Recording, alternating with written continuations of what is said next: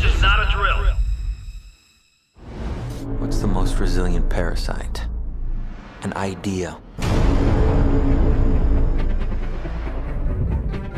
A single idea from the human mind can build cities.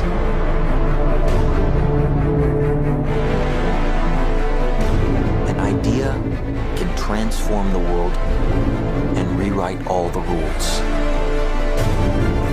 Which is why I have to steal it. He's hiding something, and we need to find out what that is.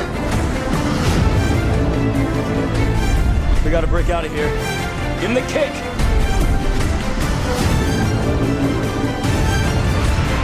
This was not a part of the plan! Wake me up! Wake me up!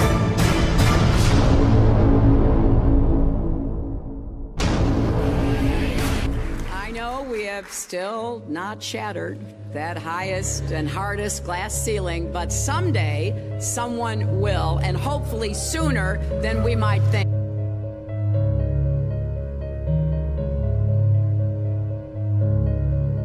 As the galaxies go whizzing by over the glass domed ceiling. Now tell me that doesn't work for you.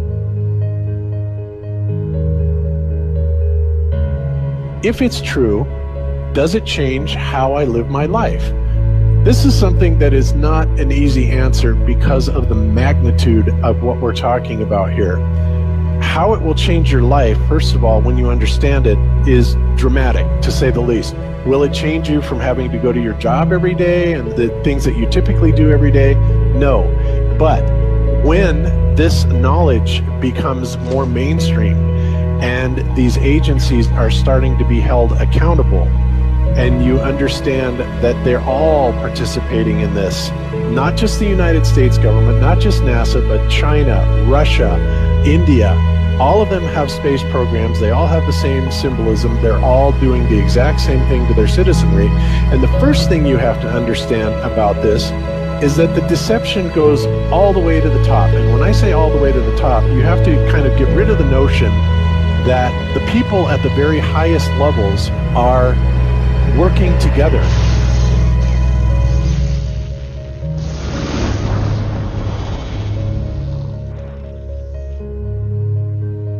Why would they do this? Why are they trying to hide the fact that we are on an infinite plane or on a flat earth rather than a ball? Well, if you isolate people into the idea that they're on a blue marble that's in the middle of a universe that is really insignificant, and there's thousands or millions and billions of other worlds and possibly other civilizations, that makes most people think that we are insignificant and that we did actually come about as some sort of an accident.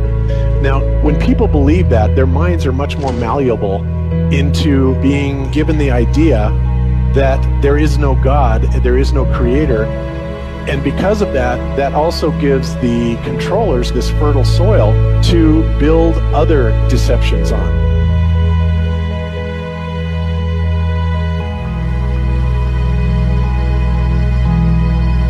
Why do you think that Truman has never come close to discovering the true nature of his world until now? We accept the reality of the world with which we're presented. It's as simple as that. It's about total control, mental, physical, spiritual, every way, shape, form possible. You have to remember how big of a conspiracy this is. This isn't talking about just the JFK thing, or isn't talking about just 9/11. It's on an umbrella kind of system to where it is the biggest deception that there is. It actually exposes every other deception, and nothing else brings down the power of the elite, because it really exposes education, science, the economy, television, museums, universities. Think of all the things that have been fooled. I feel worse for the people that are out there building satellites, the people that are out there actually working for these space agencies, the people out there teaching in schools as professors, because they would all come to the conclusion eventually, once this gets out, that they've all been contributing to the lie. Why do you believe what you believe? Prove it without using NASA or any other space agency. the government or military of any country in the world. Why would I say that? NASA has been proven to be liars time and time again. I could spend a whole weekend here showing you the lies of NASA. How many of you believe your government is 100% honest and can be trustworthy? And how many of you know the military answers to their government?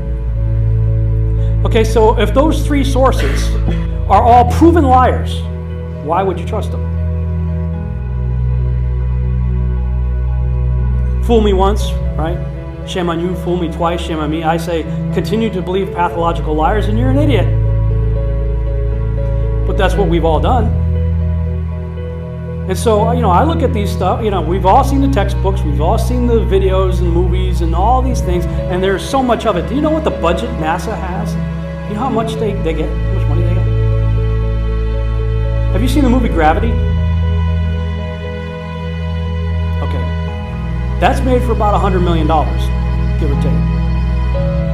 And if you saw the movie Gravity, that was pretty impressive. I saw it on IMAX, big screen, like, wow. I mean, I felt like I was with Sandra Bullock flying around in space, freaking out myself.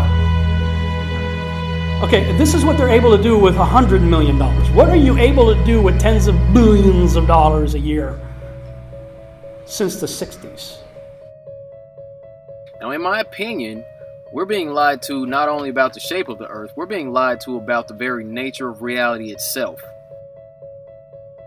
In 1954, Admiral Richard Byrd, a highly decorated naval officer, conducted an interview where he alluded to the idea that there may very well be land beyond the poles. Admiral Byrd, you've been to both the North Pole and the South Pole. Is there any unexplored land left on this Earth that might appeal to adventurous young Americans? Yes, there is. But strangely enough, there's left in the world today an area as big as the United States that's never been seen by a human being.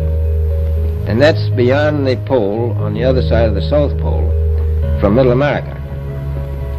And I think it's quite astonishing that there should be an area as big as that unexplored. That's a tremendous So challenge. there's a lot of adventure left down at the bottom of the world. Well, Admiral, do you hope to see that? We don't know. That's the big problem. We don't know where we are. Okay? That's what we're all trying to figure out here. But there is the Antarctic Treaty where, 53 or so nations have signed saying that no one's going to lay claim to Antarctica and that there are massive restrictions for travel there. You can't just get up and go to Antarctica on your own. You have to have a tour guide with you, and there are only certain entry points, and there are limits on where you can go search. Personally, I think the unconquered South face is the only one worth scaling. It's a 20,000-foot sheer wall of ice, but that's never stopped me before.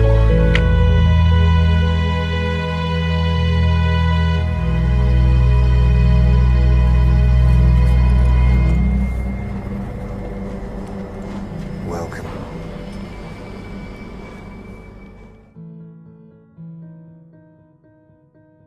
No, I just want to stand on top of the wall and piss off the edge of the world.